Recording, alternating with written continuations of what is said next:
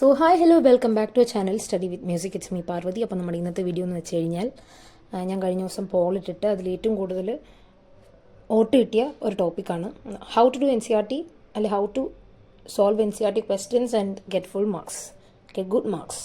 അപ്പം നിങ്ങളൊന്ന് ആലോചിച്ച് നോക്കിയേ, ഇപ്പം ഇൻ കേസ് നമ്മുടെ ഡിസംബർ എക്സാം ടഫ് അല്ലായിരുന്നെങ്കിൽ നിങ്ങൾ എൻ സി ആർ ടി നോക്കുമോ? പോസിറ്റ് പറ്റുവാണെങ്കിൽ കമൻറ്റ് ചെയ്യുക കേട്ടോ. അപ്പോൾ എൻ്റെ ആൻസർ ഇസ് ഞാൻ chemistry and physics N C R T ഒരു കാരണവശാലും നോക്കാൻ സാധ്യതയില്ല. പക്ഷേ മാത്സ് നോക്കും, കാരണം മാത്സ് നമുക്ക് ക്വസ്റ്റ്യൻസ് വേണമെങ്കിൽ എൻ സി ആർ ടി നോക്കണം. കഴിഞ്ഞ വട്ടവും ഞാൻ നോക്കിയതാണ്. നമ്മളിപ്പോൾ എൻ സി ആർ ടി അത്ര ഇമ്പോർട്ടൻ്റ് ആയിട്ട് വിചാരിച്ചിട്ടില്ല ഇത്ര നാൾ. PYQ അല്ലേ, പിന്നെ തന്നെ ഇങ്ങനെ ഇത് തന്നെ ചോദിച്ചുകൊണ്ടിരിക്കുന്നതുകൊണ്ട് ഞാൻ കഴിഞ്ഞ വട്ടം ചെയ്തതെന്ന് വെച്ചാൽ എൻ സി ആർ ടി നോക്കുന്നതിന് പകരം ഈ എക്സാമിനർ, എജുപോർട്ട്, സൈലം ഇതിൻ്റെയൊക്കെ ക്ലാസ്സുകൾ കാണുമായിരുന്നു. പക്ഷേ കെമിസ്ട്രിയും അതുപോലെ തന്നെ ഇത് ഫിസിക്സും എൻ സി ആർ ടി ഞാൻ നോക്കിയിട്ടേ ഇല്ല. കെമിസ്ട്രി കുറച്ച് ഫസ്റ്റ് ചാപ്റ്റർ നോക്കിയിട്ടുണ്ടെന്നൊന്നും അല്ലാതെ നോക്കിയിട്ടേ ഇല്ല. പക്ഷേ മാത്സ് ചെയ്തിട്ടുണ്ട്. ദ തിങ് ഈസ്, നമ്മൾ ഈ ഒരു പാറ്റേൺ ചേഞ്ച് വന്നില്ലായിരുന്നെങ്കിൽ ഭൂരിഭാഗം പേരും എൻ സി ആർ ടി തുറന്ന പോലും നോക്കത്തില്ലായിരുന്നു. അപ്പം ഇപ്പം we are forced to do that. നമ്മളത് ചെയ്തേ പറ്റൂ, ഇല്ലെങ്കിൽ മാർക്ക് കിട്ടണമെങ്കിൽ എൻ സി ആർ ടി വേണം എന്നുള്ളൊരവസ്ഥയായി. അതുകൊണ്ടാണ് ഇപ്പം നോക്കുന്നത്.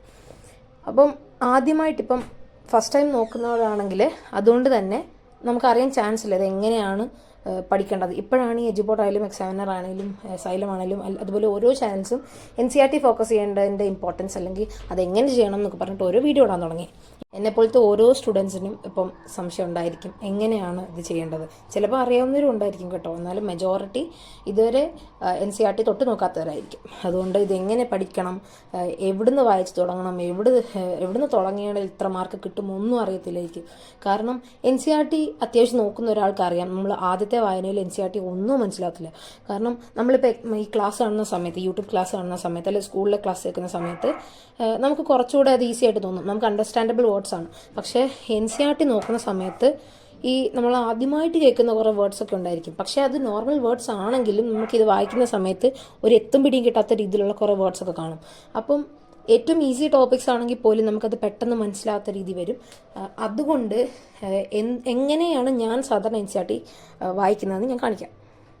ഞാൻ എൻ സി ആർ ടി ഇപ്പോഴാണ് നോക്കാൻ തുടങ്ങിയത്, +2 ആയിട്ടാണ് നോക്കാൻ തുടങ്ങുന്നത്. ഇങ്ങനെ ഒരു ചേഞ്ച് വന്നുകൊണ്ട്, ഇല്ലെങ്കിൽ എൻ സി ആർ ടി നോക്കത്തില്ല. ഞാൻ പറഞ്ഞല്ലോ, ഈ മാത്സ് അല്ലാതെ ബാക്കിയൊന്നിനും എൻ സി ആർ ടി ഞാൻ നോക്കിയിട്ടുണ്ടായിരിക്കത്തില്ല. ബയോളജി നോക്കും. ബയോളജി കാരണം നമുക്ക് കഴിഞ്ഞ വട്ടമാണെങ്കിലും ബയോളജി ഈ ടെക്സ്റ്റ് വായിച്ചു കഴിഞ്ഞാൽ നല്ല മാർക്ക് കിട്ടത്തുള്ളതെന്ന് അറിയാം, അതുകൊണ്ട് ടെക്സ്റ്റ് വായിക്കും. പക്ഷേ ഇതുവരെ കെമിസ്ട്രിയിൽ നിന്നോ ഫിസിക്സിൽ നിന്നോ അങ്ങനെ ടെക്സ്റ്റിനകത്തുനിന്ന് ഇങ്ങനെയുള്ള ക്വസ്റ്റ്യൻസ് ഒന്നും ഞാനും പ്രതീക്ഷിച്ചിട്ടില്ല, അതുകൊണ്ട് വായിച്ചിട്ടില്ലായിരുന്നു. സോ ഇപ്പം ഞാൻ വായിക്കുന്നതെന്ന് വെച്ച് കഴിഞ്ഞാൽ ആദ്യം ഞാൻ ക്ലാസ് കാണും. എക്സാമിനർ, എജുപോർട്ട്, എയ്ഗൺ, അതുപോലെ സൈലം, ഇതിൻ്റെയൊക്കെ ഇഷ്ടംപോലെ ക്ലാസ്സുകളുണ്ട്. അതുപോലെ പുതിയ പുതിയ നല്ല നല്ല ക്ലാസ്സുകളുണ്ട് കേട്ടോ. ഇപ്പോൾ ലാബിൻ്റെയൊക്കെ ആണെങ്കിൽ ഞാൻ കഴിഞ്ഞ വട്ടം ഇന്ന യൂട്യൂബ് ചാനലൊക്കെ പറഞ്ഞായിരുന്നല്ലോ. അപ്പം സെർച്ച് ചെയ്യുന്ന സമയത്ത് നല്ല നല്ല യൂട്യൂബ് ചാനലൊക്കെ ഉണ്ട്. അപ്പോൾ നിങ്ങൾക്ക് ഏതാണ് മനസ്സിലാകുന്നതെന്ന് വെച്ചാൽ അത് ആദ്യം സെലക്ട് ചെയ്യുക. എനിക്കിപ്പം ഓരോ സബ്ജക്റ്റിനും ഓരോ ചാനൽസാണ് മനസ്സിലാവുക. എയ്ഗൺ എനിക്ക് ഫിസിക്സ് മനസ്സിലാവും. അതുപോലെ ഫിസിക്സിൻ്റെ എക്സാമിനറിൻ്റെ അത് നമുക്ക് ബയോളജി എനിക്ക് മനസ്സിലാവും. അതുപോലെ ഫിസിക്സ്, കെമിസ്ട്രി, മാത്സ് അതൊക്കെ നല്ലതായിട്ട് മനസ്സിലാവും. പിന്നെ അതുപോലെ സൈലത്തിൻ്റെ മാത്സ് ഞാൻ ഓരോ സബ്ജക്റ്റിനും ഞാൻ ഓരോ ക്ലാസ്സുകളാണ് കാണുന്നത്. എജുപോർട്ടിൻ്റെ മാത്സ്, പിന്നെ എജുപോർട്ടിൻ്റെ ഫിസിക്സ് ഒക്കെ നല്ലതാണ്. അപ്പം അതിൽ ഇപ്പം ഫിസിക്സ് ഞാൻ 3-4 ചാനൽസ് കാണുന്നുണ്ടെങ്കിൽ അതിൽ ഏറ്റവും എനിക്ക് മനസ്സിലാവുന്നത് നോക്കി ഞാൻ സെലക്ട് ചെയ്യും. എന്നിട്ട് കാരണം നമുക്കിപ്പോൾ വളരെ ടൈം കുറവാണ്. ഞാൻ ഏറ്റവും പരമാവധി നോക്കുന്നതെന്ന് വെച്ച് കഴിഞ്ഞാൽ ടൈം കുറച്ച് കൺസെപ്റ്റ് കൂടുതൽ പറയുന്ന ക്ലാസ്സുകൾ ഏതുണ്ടെന്ന് നോക്കും. എന്നിട്ട് അത് ഫുള്ളിരുന്ന് കാണും. അത് ഫുള്ളിരുന്ന് കണ്ടിട്ട് പിന്നെ ഞാൻ ചെയ്യുന്നതെന്ന് വെച്ച് കഴിഞ്ഞാൽ ഈ ടെക്സ്റ്റ് വായിക്കും, എൻ സി ആർ ടി വായിക്കും. ആദ്യം വായിക്കുമ്പോൾ നമുക്ക് ഒരുപക്ഷെ ഒന്നും മനസ്സിലാകത്തില്ല. പക്ഷേ ടോപ്പിക് വൈസ് ഇങ്ങനെ വായിച്ച് വരുമ്പോൾ ഇപ്പം ചില സമയത്ത് ഞാൻ ചെയ്യുന്നതെന്ന് വെച്ചാൽ ഇപ്പോൾ സോലിബിലിറ്റി എന്നുള്ള ടോപ്പിക്ക് അത് ആദ്യം നമ്മൾ ക്ലാസ് കാണും. എന്നിട്ട് അത് ടെക്സ്റ്റ് ബുക്കിലേ വായിക്കും. അങ്ങനെ വായിച്ചു കഴിയുമ്പോൾ നമുക്ക് ഏതാണ്ട് ഒരു എത്തുംപിടിയൊക്കെ കിട്ടും. എന്നിട്ട് ഒന്നുകൂടെ വായിക്കുമ്പോൾ നമുക്കത് കംപ്ലീറ്റ് ആയിട്ട് മനസ്സിലാവും. പിന്നെ ഞാൻ ചെയ്യുന്നതെന്ന് വെച്ച് കഴിഞ്ഞാൽ എനിക്ക് വായിച്ചിട്ട് മനസ്സിലായത് ഞാൻ റഫ് പേപ്പറിലോട്ട് എഴുതിയെടുക്കും. ഇതിനൊക്കെ കുറച്ച് ടൈം കൺസ്യൂമിങ് പ്രോസസ്സ് ആണെങ്കിലും ഈ എഴുതുന്ന സമയത്തും വായിക്കുന്ന സമയത്തും നമുക്കത് റിവൈസ് ആയിക്കൊണ്ടിരിക്കും.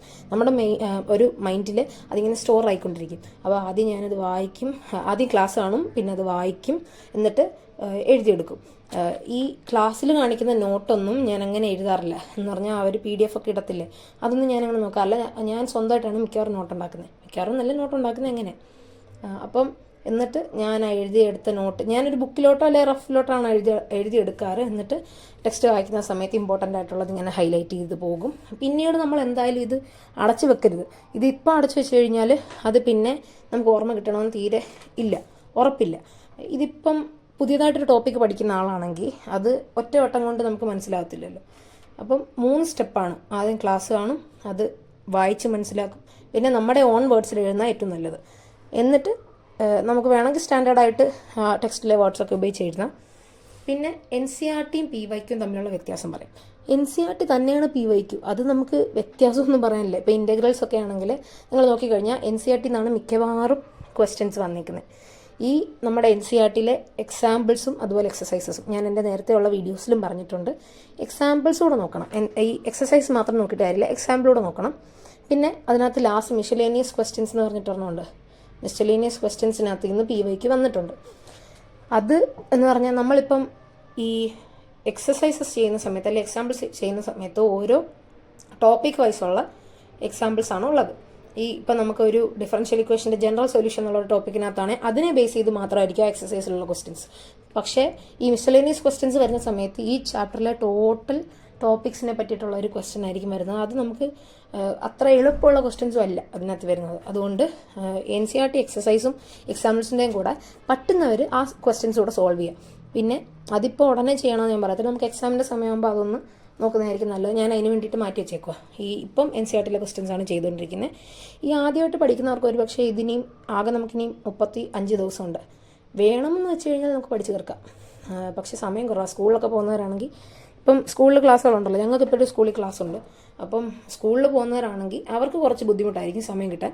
അല്ലാത്ത വീട്ടിലിരിക്കുന്നവരാണെങ്കിൽ അവർക്ക് ഇഷ്ടംപോലെ സമയമുണ്ട്. ആ സമയം കൊണ്ട് വേണമെങ്കിൽ ഫുൾ ചാപ്റ്റേഴ്സ് പഠിച്ചും തീർക്കാൻ, വേണമെങ്കിൽ റിവിഷനും കഴിയും. അതുകൊണ്ട് മോഡൽ എക്സാമിന് മുമ്പ് എന്തായാലും എല്ലാ ചാപ്റ്റേഴ്സും കംപ്ലീറ്റ് ചെയ്ത് മോഡൽ എക്സാം സീരിയസ് ആയിട്ട് വേണം എഴുതാൻ. ഞങ്ങൾക്കിപ്പോൾ കഴിഞ്ഞ ദിവസം PTA മീറ്റിങ്ങിന് ടീച്ചേഴ്സ് അത് തന്നെ പറഞ്ഞാൽ മോഡൽ എക്സാം കളിയായിട്ട് എടുക്കരുത്, അത് നമ്മുടെ ഫൈനൽ എക്സാമിൻ്റെ ഒരു മോഡൽ എന്നുള്ള രീതിയിൽ അത് പഠിച്ചിട്ട് എഴുതണമെന്ന്. അതുകൊണ്ട് എനിക്കിനിയും കുറച്ച് ചാപ്റ്റേഴ്സ് കൂടെ പഠിക്കാനുണ്ട്. നമുക്കിപ്പം ഓരോന്നിന്നും ഇങ്ങനെ ക്വസ്റ്റ്യൻസ് ചെയ്ത് വരുന്ന സമയത്ത് ഒരുപാട് ടൈം പോകും. പക്ഷേ ആ ടൈം വാല്യുബിൾ ആണ്. നമുക്ക് ആ കളയുന്ന സമയം യൂസ്ഫുൾ ആയതുകൊണ്ട് അങ്ങ് കളയുക.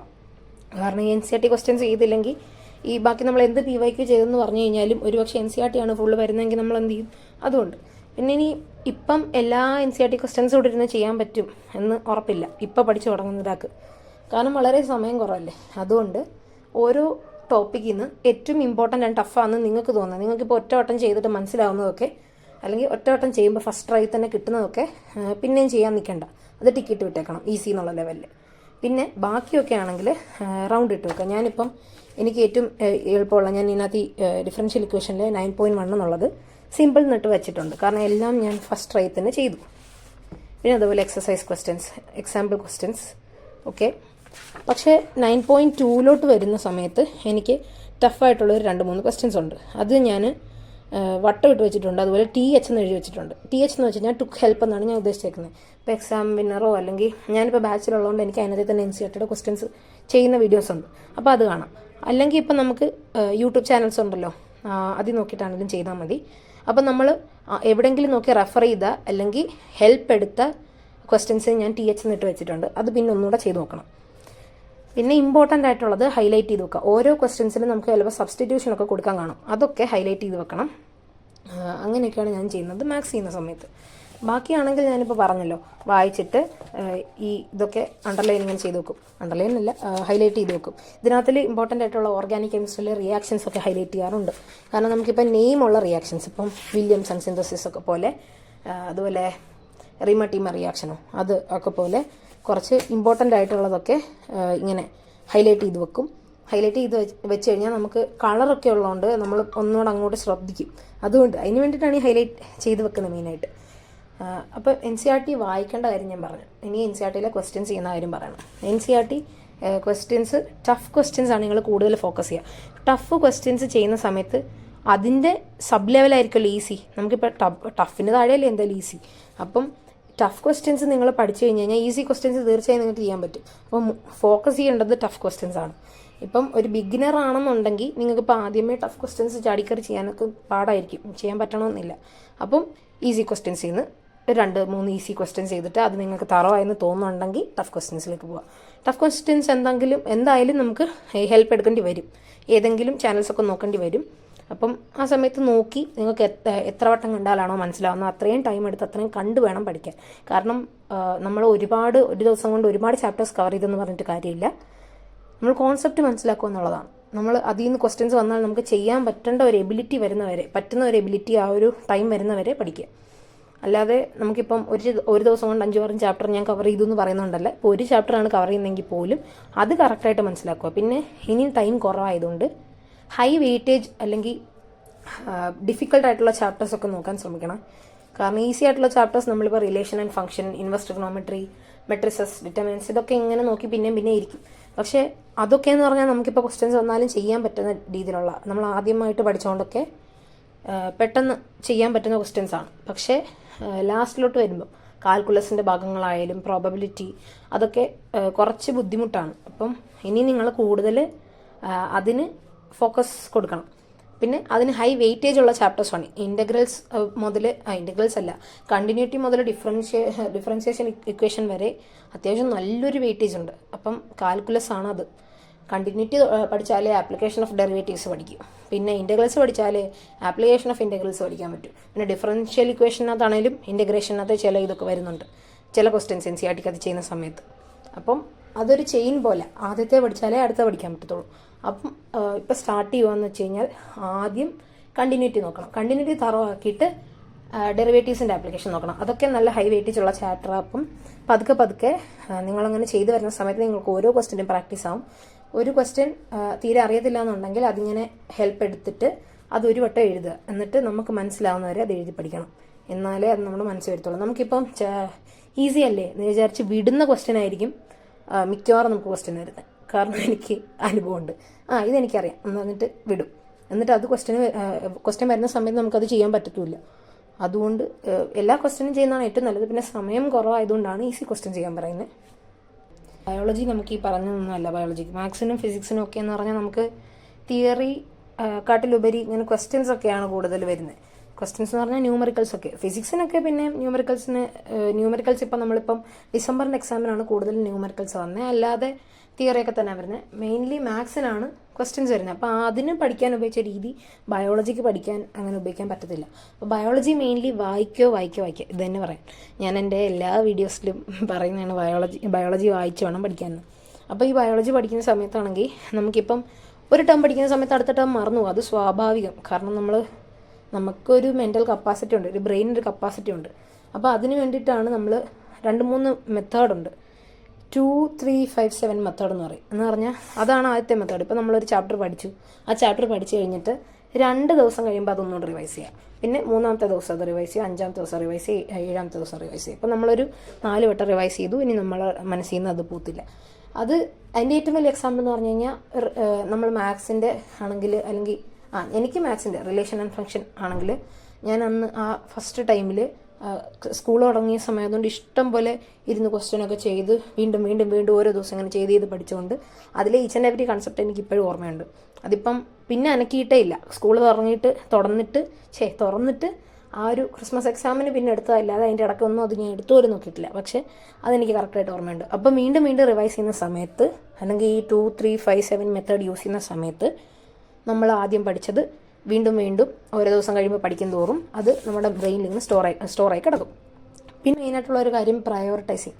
നമ്മൾക്കിപ്പം 4 ചാപ്റ്റർ നമ്മളടുത്ത് പഠിക്കാനുണ്ട്. അതിൽ 2 ചാപ്റ്റർ ഈസി ആയിട്ടുള്ള ചാപ്റ്റർ, നമുക്ക് അത്യാവശ്യം അറിയാവുന്ന ചാപ്റ്റർ. 2 നമുക്ക് തീരെ അറിയാത്തതാണെങ്കിൽ പ്രയോറിറ്റൈസ് ചെയ്യേണ്ടത് തീരെ അറിയാത്ത ചാപ്റ്ററിനെയാണ്. കാരണം അതിൽ നിന്ന് ക്വസ്റ്റ്യൻ വന്നു കഴിഞ്ഞാൽ നമുക്ക് ഒന്നും എഴുതാൻ അറിയത്തില്ല. മറ്റേ 2 ചാപ്റ്ററിൽ നിന്നാണെങ്കിൽ നമ്മൾക്ക് എന്തെങ്കിലുമൊക്കെ അറിയാം. അപ്പോൾ നമ്മൾ ഒപ്പിച്ചെങ്കിലും എഴുതി വെക്കും. അപ്പം പ്രയോറിറ്റൈസ് ചെയ്യേണ്ടത് ആ അറിയാത്ത 2 ചാപ്റ്റേഴ്സിനെയാണ്. പ്രയോറിറ്റൈസിങ് അതുകൊണ്ട് ഇമ്പോർട്ടൻ്റ് ആണ്. നിങ്ങളിപ്പം ഞാൻ പറഞ്ഞല്ലോ ഈ ഒരു 4-5 ചാപ്റ്റർ എടുക്കുകയാണെങ്കിൽ അതിൽ നിങ്ങൾക്ക് തീരെ അറിയത്തില്ല എന്ന് തോന്നുന്ന ചാപ്റ്റർ വേണം ആദ്യം എടുക്കാൻ. പിന്നെ NCERT ഞാൻ ഈ ബയോളജി പറഞ്ഞുകൊണ്ട് വായിച്ച് പഠിക്കുക. ഇതിനകത്ത് ഇഷ്ടംപോലെ വർഷവും അതുകൊണ്ട് സയൻറ്റിസ്റ്റിൻ്റെ പേരുണ്ട്. വർഷം അങ്ങനെ ചോദിച്ചാൽ കണ്ടിട്ടില്ല. എന്നാലും സയൻറ്റിസ്റ്റുകളുടെ പേരുണ്ടല്ലോ. ഈ പ്രിൻസിപ്പിൾസ് ഓഫ് ഇൻഹെറിറ്റൻസിനകത്താണെങ്കിലും മോളിക്കുലർ ബേസിസിനകത്താണെങ്കിലും നമുക്ക് ഇഷ്ടംപോലെ സയൻറ്റിസ്റ്റിനെ പറ്റി പഠിക്കാനുണ്ട്. അവരുടെയൊക്കെ പേര് ഓരോന്നും കണ്ടുപിടിച്ചത്, ഓരോന്ന് എക്സ്പെരിമെൻറ്റ് ചെയ്ത് ആരൊക്കെയാണെന്നൊക്കെ ഒന്ന് ഓർത്ത് വെക്കണം. അപ്പം ക്രിസ്മസ് എക്സാമിനും ചോദിച്ചിട്ടുണ്ടായിരുന്നു. അപ്പം അതൊക്കെ ഓർത്ത് വെച്ച് കഴിഞ്ഞാൽ നല്ലതായിരിക്കും. പിന്നെ എവല്യൂഷനകത്തിൽ മറ്റേ ക്രിസ്മസ് എക്സാമിന് ചോദിച്ചത് നമുക്ക് ഈ ഒരു ഡ്രയോപത്തിക്കസ് ഓസ്ട്രാലോപത്തിക്കസ് അതൊക്കെ ഇല്ലേ, അതിൻ്റെ ആ ഒരു ഓർഡറാണ് ചോദിച്ചത്. നിയാണ്ടർതാൽ മാൻ അതിൻ്റെ ഓർഡറും അതൊക്കെ ഇങ്ങനെ എഴുതി പഠിച്ചു വെക്കണം. അതൊരു ഫ്ലോ ചാർട്ടാക്കി പഠിക്കുന്ന ഏറ്റവും നല്ലത്. എന്താണെന്ന് വെച്ചാൽ ഞാൻ അതിൻ്റെ സമയത്ത് നമ്മൾ എക്സാമിൻ്റെ സമയത്ത് ഞാനത് കറക്റ്റായിട്ടല്ല എഴുതിയത്. എനിക്ക് പഠിക്കാൻ സമയമില്ലാത്തതുകൊണ്ട് ഞാൻ ലാസ്റ്റ് മിനിറ്റാണ് അത് പഠിച്ചത്. അപ്പം ഇപ്പം ഞാൻ ചെയ്യുന്നതെന്ന് വെച്ച് കഴിഞ്ഞാൽ ഓരോന്നും ഒരു കോഡ് വെച്ചോ അല്ലെങ്കിൽ ഫ്ലോ ചാർട്ടായിട്ട് എഴുതി പഠിക്കും. അപ്പോൾ നമ്മൾ ഒരു വട്ടം എഴുതി കഴിയുമ്പം ആദ്യം ഞാൻ പറഞ്ഞില്ലേ, നമ്മളൊരു തിയറി മനസ്സിലാക്കി കഴിഞ്ഞിട്ട് അതൊരു വട്ടം എഴുതണം അതിൻ്റെ നോട്ട്സായിട്ട്. ആ നോട്ട് എഴുതുമ്പോൾ തന്നെ നമ്മൾ മനസ്സിലാക്കുന്നതാണ് നമ്മൾ എഴുതുന്നത് അല്ലേ. പിന്നീട് ഈ നോട്ടൊന്നുകൂടെ വായിക്കുമ്പോൾ നമുക്ക് മനസ്സിലായി നമ്മൾ ഒന്നുകൂടെ ബൂസ്റ്റ് ചെയ്ത് റിവൈസ് ചെയ്യും. എന്നിട്ട് എഴുതി പഠിക്കുന്നതാണ് ഏറ്റവും നല്ലത്. ഞാനിപ്പം ഓർഗാനിക് കെമിസ്ട്രി ഒക്കെ എങ്ങനെ പഠിക്കുന്നതെന്ന് ചോദിക്കുന്നിടത്ത് ഞാൻ റിപ്ലൈ ചെയ്യാറുണ്ട്, എഴുതി പഠിക്കുന്നതാണ് നല്ലത്. കാരണം ഓരോ റിയാക്ഷനും നമ്മുടെ മനസ്സിലിരിക്കണമെന്നുണ്ടെങ്കിൽ വീണ്ടും എഴുതി പഠിക്കണം. ഇപ്പം അതിൻ്റെ ഒരു എക്സാമ്പിളാണ് ഞാൻ കാണിക്കുന്നത്. ഞാനിപ്പോൾ കഴിഞ്ഞ ദിവസം ആൽക്കഹോൾ പഠിച്ച സമയത്ത് ഞാൻ എഴുതി പ്രിപ്പറേഷൻ ഓഫ് ആൽക്കഹോൾസിനകത്ത് നമുക്കൊരു 3 മെത്തേഡ് പഠിക്കാനുണ്ട്. അപ്പോൾ അതിനകത്തിൽ from alkenes, from carbonyl compounds, from Grignard reagent. അപ്പം ആദ്യം ഞാനിതെല്ലാം ഒന്ന് ക്ലാസ് കണ്ട് പഠിച്ചു. എന്നിട്ട് എൻ്റെ നോട്ടിലോട്ടൊന്ന് എഴുതിയെടുത്തു. എഴുതിയെടുക്കുന്ന സമയത്ത് ഞാനൊന്ന് മെമ്മറൈസ് ചെയ്താണ് അത് എഴുതിയെടുത്തത്. പിന്നെ അത് കഴിഞ്ഞപ്പം ഞാനത് മനസ്സിൽ ചുമ്മാ ഒന്ന് പറഞ്ഞു നോക്കി. എന്നിട്ട് കാണാതെ ഇവിടെ എഴുതി. എന്നിട്ട് ഇതെല്ലാം ഞാൻ മെമ്മറൈസ് ചെയ്ത് ഒന്ന് എഴുതി. പിന്നെ കുറേ കഴിഞ്ഞ് ഞാൻ പിന്നെ എഴുതി. അങ്ങനെ 2-3 വട്ടം എഴുതി കഴിഞ്ഞപ്പം ഇനി എപ്പോൾ ചോദിച്ചു കഴിഞ്ഞാലും ഞാനിത് പറയും. കാരണം അതുകൂട്ട് ഈ 2 ദിവസം കൊണ്ട് ഞാൻ ഇരുന്ന് തറവാക്കി. അപ്പം അങ്ങനെ വേണം റിയാക്ഷൻസ് പഠിക്കുമ്പം. ഓർഗാനിക് കെമിസ്ട്രി മെയിനായിട്ട് പഠിക്കുമ്പം എഴുതി പഠിക്കുന്ന ഏറ്റവും നല്ലത്. അപ്പം ഞാൻ മിക്ക വീഡിയോസിലും പറയുന്ന കാര്യങ്ങളൊക്കെ തന്നെയാണ് ഇത്. എന്നാലും എക്സാം ആവാറായതുകൊണ്ട് പിന്നെയും പറഞ്ഞ. ഇനിയും വേറെ സബ്ജക്റ്റൊന്നും ഇല്ലല്ലോ പറയാൻ. ഞാൻ ഫിസിക്സിനെ പറ്റി, കെമിസ്ട്രിയെ പറ്റി ജനറലായിട്ട് പറഞ്ഞു, പിന്നെ ബയോളജിയെ പറ്റി പറഞ്ഞു, മാത്സിനെ പറ്റി പറഞ്ഞു. അപ്പോൾ ഇനി എന്തെങ്കിലും ഉണ്ടെങ്കിൽ നിങ്ങൾ കമൻറ്റ് ചെയ്താൽ മതി കേട്ടോ. അപ്പോൾ ഇത്രയേ ഉള്ളൂ നമ്മുടെ ഇന്നത്തെ ഒരു വീഡിയോ ഇഷ്ടപ്പെട്ടെങ്കിൽ ലൈക്ക് ചെയ്യുക, ഷെയർ ചെയ്യുക, അതുപോലെ നമ്മുടെ ചാനൽ സബ്സ്ക്രൈബ് ചെയ്യുക. നിങ്ങളുടെ സജഷൻസൊക്കെ കമൻറ്റ് ചെയ്യുക. Thank you and have A nice day.